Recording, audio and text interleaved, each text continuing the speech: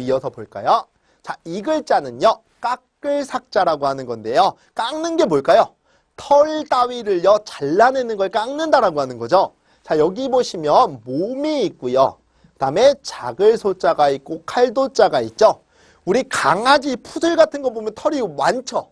근데 그게 몸이 굉장히 커 보이잖아요. 근데 그 몸을요, 작게 보이게 하고 싶어요. 그러려면 칼로요, 그 강아지 털을 다 뭐 하면 돼요? 깎아버리면 되겠죠? 그런 의미의 깎을 삭자라고 보시면 되겠고요. 머리 깎는 걸 우리 뭐라고 해요? 삭발이라고도 하잖아요. 그때 쓰인다라고 보시면 되겠습니다. 자, 다음을 볼까요? 자, 이 글자는 일어날 발자인데요. 어떤 현상이 일어났다라고 보시면 되겠고요. 자, 여기 위에 있는 글자는 우리 나아가다라는 의미가 있었죠. 그리고 이 글자는 활궁자, 그 다음에 창 숫자가 있는 거죠. 군사들이요, 활과 창을 들고요, 앞으로 착착착착 나아가는 겁니다. 그러면 우리는 전쟁이 뭐 했구나라는 걸 알 수 있어요. 일어났구나라는 걸 알 수가 있다는 얘기죠. 그런 의미의 일어날 발자라고 보시면 되겠고요. 전쟁이 일어난 걸 우리 뭐라고 해요? 발발했다라고 하죠. 그때 쓰이는 글자겠네요. 자, 다음을 볼까요? 자, 이 글자는 버릴 패자라고 하는 건데요. 일어날 발자 있죠. 그리고 집이 있죠. 우리 전쟁이 일어나면 집에 있는 물건들 다 들고 갈 수 있어요?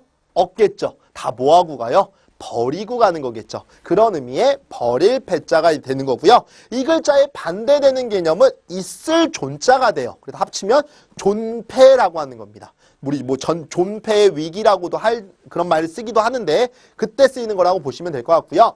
자, 이 두 개의 글자는 반대되는 개념이에요. 자, 얘는 버리다였었죠. 얘는 있다라는 의미인데 어떤 의미냐면 사람이 모여 있는 곳에는 아이들이 있다 없다?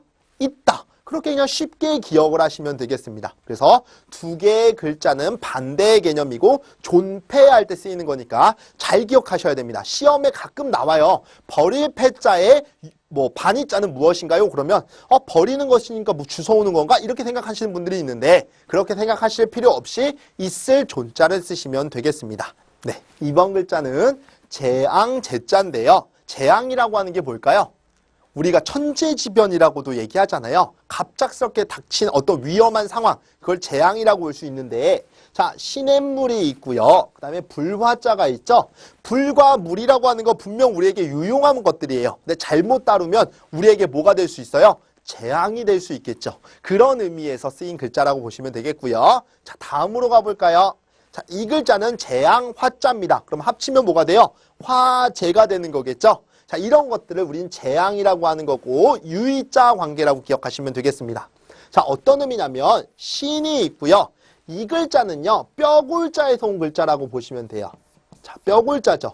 근데 여기에서 몸이 사라지고 입구자가 들어온 거라고 보시면 되겠는데요. 사람이 뼈만 남은 거예요. 우리 몸에서 뼈만 남았다는 얘기는 이 사람이 홀쭉해졌다는 얘기죠. 축복받은 거 아니에요. 이 사람 아프다는 얘기입니다. 그거는 신이 뭘 내린 거예요? 재앙을 내린 거라고 보는 거죠. 왜냐하면 사람은 신체가 튼튼하고 건강하기 위해서 살도 좀 있어야 되죠. 근데 사람이 아프면 어떻게 돼요? 뼈만 앙상하게 남잖아요. 그거는 신이 지금 재앙을 내린 거라고 본 거예요. 그런 의미의 재앙 화자라고 보시면 되겠고요. 자, 이 글자는요, 재앙 앙자라고 하는데요. 앙이라고 하는 음은 여기에서 왔어요. 이 글자가 가운데 앙자라고 하는 거예요. 자, 여기 보시면 울타리가 있죠. 이 울타리 안에 큰 대자가 쓰였는데 어디에 쓰였어요? 한가운데 쓰였죠. 그렇게 가운데 앙자라고 기억을 하시고요. 죽음의 한가운데에 들어갔다는 얘기예요. 그 사람이 뭘 만난 거예요? 재앙을 만났다라고 보는 거겠죠. 그런 의미의 재앙 앙자라고 보시면 되겠고요. 이 세 개의 글자가 모두 재앙과 관련되어 있으니까 유의자 관계로 다 알고 있으면 좋겠습니다. 자, 다음으로 가볼까요? 이 글자는요, 재회자라고 하는데요. 재가 뭘까요? 우리 불이 나고 나면 다 타버리죠. 타고 내가 손으로 만질 수 있는 가루 같은 게 뭐예요? 잿덩어리라고 하는 거잖아요. 자, 여기 보시면 불화자가 있고요. 자, 이 글자는 제가 또자랑 같은 거라고 말씀을 드렸죠. 자, 또자는 우리 오른손을 뜻한다라고 말씀을 드렸었잖아요. 불이 나면 다 타버리죠. 다 타버렸을 때 내가 손으로 만질 수 있는 가루가 뭐라고요? 잿가루라고 했었죠. 그런 의미의 재회자라고 기억하시면 되겠습니다. 자, 그러면 또 다음을 볼게요.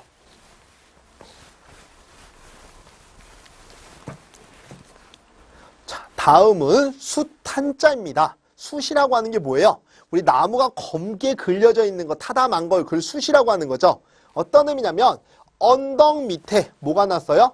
불이 났어요. 근데 그 언덕이 어디에 있어요? 산에 있어요. 산 밑에 있는 언덕에 불이 났으니 나무가 다 타버렸겠죠. 타다만 거묵게 변해버린 나무를 우리는 뭐라고 해요? 숫이라고 하는 거죠. 그런 의미의 숫한자라고 기억하시면 되겠습니다. 자, 다음으로 가볼까요? 자, 이 글자는요, 얼음 빙자라고 하는 건데요. 차갑다가 있고 물이 있죠. 물이 차가워지면 물이 어떻게 돼요? 얼죠. 그게 바로 얼음이잖아요. 그런 의미의 얼음 빙자고요. 두 개의 글자가 반이자 관계가 되겠죠. 얘는 다 타버린 불에 탄 거고 얘는 얼어버린 거잖아요. 그래서 빙탄지간이라고 들어보셨나요? 서로 섞일 수 없는 관계 사이를 빙탄지간이라고 하는 거고요. 그때 쓰이는 글자라고 기억하시면 되겠습니다. 그래서 얼음 빙자는 물이 차가워지면 얼음이 된다라고 기억하시면 되겠죠. 자, 다음 글자는요. 끌 효자가 되는 건데요. 당긴다라는 의미예요. 자, 어떤 의미냐면 자, 여기 보시면 새가 있죠. 그리고 여기는 손이 있죠. 그 다음에 이 글자는 이에 내자라고 하는 건데요. 이에라고 하는 거는 그리하여라고 보시면 돼요. 어떤 의미냐면 자, 이러한 특수한 갈고리가 있습니다. 그 다음에 여기 보시면 배다가 있죠. 어떤 의미냐면 예전에 우리 논에다가 농사를 짓게 되면 논에 물을 받아 놓는다라고 했었죠. 그런데 수로가 막혔어요. 이물질이 껴서. 그때는 어떻게 해야 돼요? 이런 갈고리를 가지고 배듯이 긁어서 수로를 열어줘야 되겠죠. 그럼 물이 어떻게 돼요? 통과하겠죠. 그런 의미에서 이에 통과했다. 이에 지나갔다라고 보는 거죠. 그래서 이에라는 의미는 그리하여라는 의미예요. 내가 수로를 이물질을 긁어주니까 그리하여 물이 흘러가는 거죠. 그런 의미의 이에 내자라고 보시면 되겠고요. 자, 손에요. 새 한 마리가 날라왔습니다. 손에 이렇게 새가 날라왔는데 이 새를 내가 손을 딱 잡았는데 이 새가 갑자기 도망가려고 해요. 그럼 나는 어떻게 해요? 놓치기 싫으니까 내 쪽으로 끌어당기겠죠. 그런 의미의 끌효자라고 기억을 하시면 되겠습니다. 자, 다음을 볼까요? 이 글자는 끌제자가 되는 거고요. 두 개의 글자는 유의자 관계라고 보시면 되겠죠. 자, 끌제자는요. 손과 오를 시자가 합쳐진 글자고요. 오를 시자라는 건 어떤 의미냐면 자, 힘쓰다가 있고요. 이 글자는요. 바를 정자의 변형 글자예요. 내가 어떤 일을 힘써서 바르게 만들었다라는 것은 옳은 행동이라고 볼 수 있겠죠. 그래서 옳을 시자라고 보시면 되겠고요. 그 다음에 손이 들어가는 건데요. 의미를 부여해보면 우리 그 청소년들이 요즘에 뭐 범죄를 많이 일으키곤 해요. 근데 그 친구들을 한번 낙인 찍어가지고 세상에서부터 배척하면 안 되겠죠. 그들이 다시 한번 올바른 삶을 살겠다라고 생각하면 손으로 그들을 우리가 뭐 해줘야 돼요? 끌어주어야 된다는 얘기입니다. 그런 의미의 끌제자라고 기억을 하시고요. 그래서 누군가가 올바른 방향으로 살아가고자 한다면 손으로 뭐 해줘야 돼요? 끌어주어야 된다라는 의미가 된다고 기억하시면 되겠죠. 그렇게 해서 끌제자니까 제휴할 때 쓰이는 글자라는 거 기억을 해두시고요. 한번 네 글자 읽어볼까요? 시작!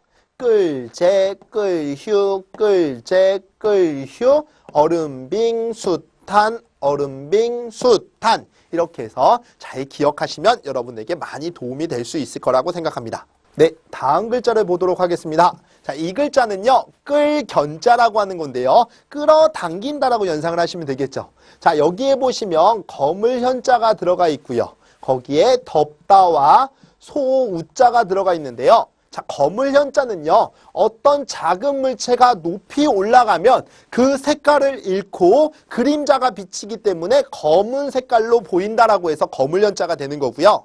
자, 예전에요, 소라고 하는 짐승을요, 제물로 사용을 했다라고 합니다. 옛날에는 신에게 제사를 지낼 때 제단이라는 곳에 가는데요. 그때 소를 제물로 끌고 갔다라고 합니다. 근데 소를 끌고 갈 때요, 소가 자기가 제물로 바쳐진다라는 사실을 알면 어떻게 해요?